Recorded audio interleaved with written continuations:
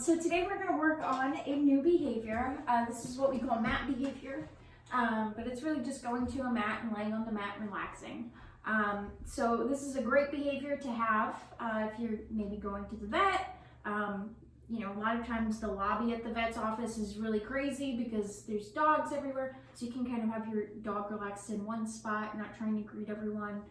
It's great when you've got guests coming over because your dog's going to be nice and relaxed on their mat while you have your company come inside. You don't have to worry about jumping. You can get your guests in.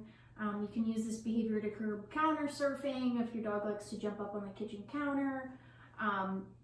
Really, you can use this for just about anything. It's really good for teaching impulse control.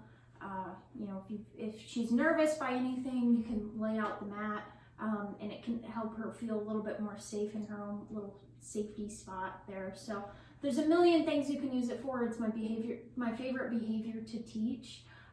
So the way that we're going to teach this is through shaping, and shaping is basically just clicking and treating little PJ for just small approximations of the eventual goal behavior. So for example, when we're teaching her to go to this blanket and lay down, we might start by clicking and treating her for looking at the blanket, stepping near the blanket, one paw on the blanket, 2 paws, 3 paws, 4 paws, sitting on it, and then laying down.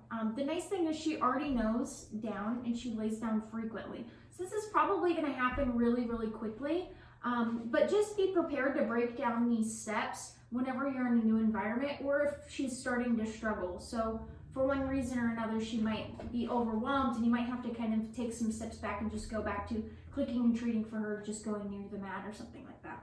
So what I'm going to do is I'm going to take a treat and I'm going to toss it away, or I guess a piece of kibble. When she goes to get that piece of kibble, I'm going to lay down the mat. As I'm laying down the mat, I'm going to click and treat her when she looks at the blanket. Take a treat, I'm going to toss it over there. Let's see if she can find it. There you go. Put it down. As soon as she looks at the mat, I click. I'm putting the treat on the mat. Wow, you were ridiculously smart. Put the treat on the mat because I want to build the value of the mat. I want this to be a really special place for her to go to. So basically there's one click, but then I'm just giving one treat after another. And that's only if she's laying down on the mat. I want her to know that laying down on the mat is what's going to make her all the money, right? So now I'm going to take a treat. I'm going to toss it away so she has to get up off the mat. And I'm going to be ready to click and treat her when she decides to come back to it.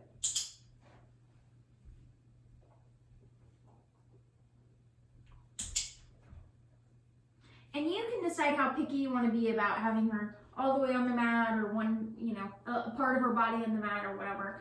If she's not far enough on the mat, generally you can just wait and she'll figure it out and get up and get a little bit more on the mat.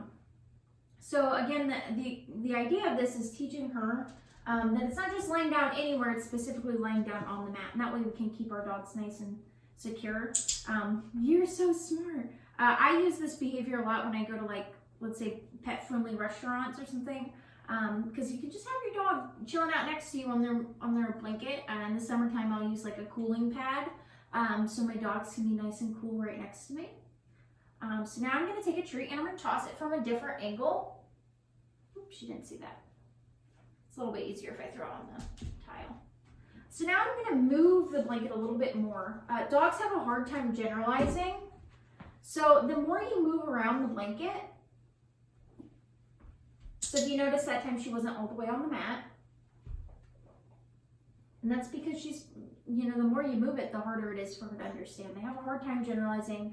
So it's good to practice in as many different environments as possible, and the mat with in different spots, different rooms in the house, and then you yourself in different positions. So I'm starting on the floor here. But I have a feeling once I stand up, it's going to be a really big change to the picture. She's probably going to struggle a little bit more. So practice in as many different situations as possible. With my dogs, oftentimes I will practice like with laying down or with my back turned to the mat or something like that. So if you notice right here, she's almost not at all laying on the mat. Only her front paws are on the mat. And I didn't click and treat her. So we'll wait and see if she figures it out. and she literally just army crawled across it. That was super cute. You're so smart. Yeah. You're so smart. So now I'm going to take it straight. I'm going to toss it again. I'm going to move it again. Again, I really want her whole body on the mat.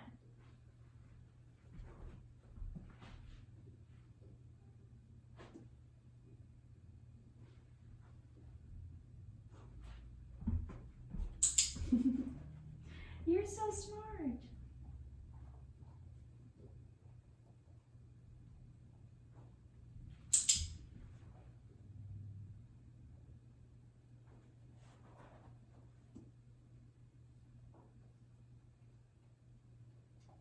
Take another treat, toss it.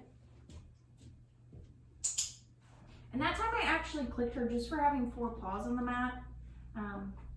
I really want her to know that it's really her whole body being on the mat that is going to get her reinforced. What a good girl you are.